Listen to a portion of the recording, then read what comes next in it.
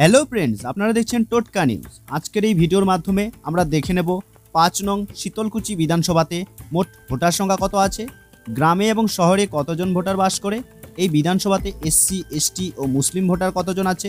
তাছাড়াও আমরা দেখে নেব এই বিধানসভাতে 2021 বিধানসভা ও 2024 লোকসভা ভোটে কেমন ফলাফল হয়েছিল। তাহলে আসুন এক এক করে সব দেখে নিই।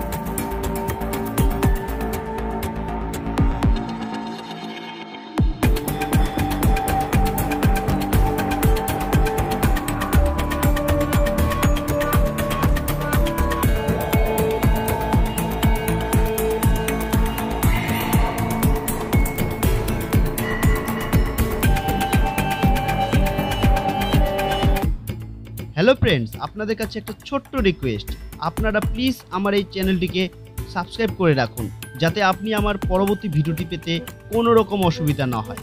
আর হ্যাঁ, আপনারা অবশ্যই জানান আপনি কোন বিধানসভার অন্তর্গত এবং কোন দলকে সাপোর্ট করেন, জানান আমার কমেন্ট বক্সে।